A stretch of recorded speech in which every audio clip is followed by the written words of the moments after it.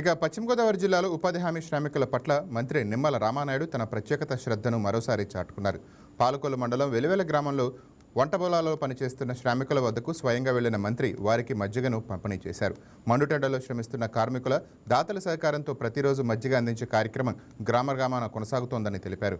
శ్రామికుల సంక్షేమమే ప్రభుత్వ లక్ష్యమని, ఎల్లప్పుడూ వారికి అండగా ఉంటామని మంత్రి భరోసా ఇచ్చారు.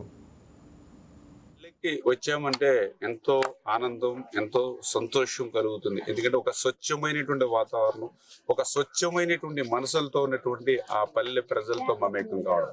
అటువంటి పల్లెల్లో ఈరోజు ఎక్కడ చూసినా కూడా ఆ యొక్క ఉపాధి హామీ పథకంతో ఆ యొక్క ఉపాధి హామీ శ్రామికులు పడేటువంటి కష్టం, శ్రమను నేను కూడా లాస్ట్ ఇయర్ ఒక్కసారి వాళ్ళతో ఎన్నికల సమయంలో కలిసి పనిచేసినప్పుడు ఆ మండు టెండర్లలో, గాల్పుల్లో వాళ్ళ యొక్క కష్టాన్ని చూసి లాస్ట్ ఇయర్ మా యొక్క తెలుగుదేశం పార్టీ కుటుంబ సభ్యులందరికీ కూడా ఒక పిలిపిచ్చాం. కూటమి సభ్యులకు కూడా ప్రతి గ్రామంలోనూ కూడా మన నాయకులందరూ కూడా కలిసి ఆ గ్రామంలో పనిచేస్తున్నటువంటి ఉపాధి హామీ శ్రామికులకి ప్రతి రోజు కూడా వేసవి కాలం అంతా కూడా చల్లని మజ్జిగ వాళ్ళందరికీ కూడా అందజేయండి అని ఏదైతే ఆదేశాలు ఇచ్చానో దాని ప్రకారం మే 1వ తేదీన మేడే రోజున ఈ సంవత్సరం ప్రారంభించి ఆ రోజు నుంచి ఈ రోజు వరకు కూడా కంటిన్యూగా ఇస్తూ ఉన్నారు.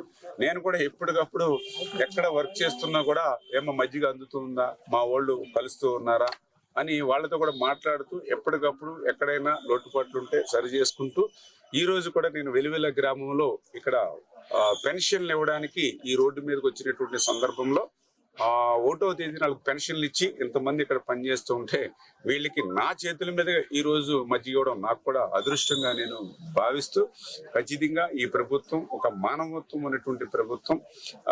భవిష్యత్తులో కూడా ఈ రకంగా ఎవరికి ఎప్పుడు ఏ అవసరం ఉన్నా కూడా వాళ్ళు అడగకపోయినా కూడా మేమే ఆ సాయాన్ని అందించేటువంటి విధంగా ఈ తెలుగుదేశం, జనసేన, బీజేపీ మంచి ప్రభుత్వం ముందుకు వెళ్తామని చెప్పి తెలియజేసుకుంటూ ఈ రకంగా నా నియోజకవర్గంలో ఉన్నటువంటి ప్రతి గ్రామంలోనూ కూడా ప్రతిరోజు కూడా ఇంత చల్లని, చక్కని, నాణ్యమైనటువంటి మజ్జిగను ప్రతిరోజు అందిస్తున్నటువంటి నా యొక్క తెలుగుదేశం పార్టీ కుటుంబ సభ్యులందరికీ కూడా పేరు పేరున కూడా ధన్యవాదాలు నాయకులందరూ కూడా తెలియజేసుకుంటారు.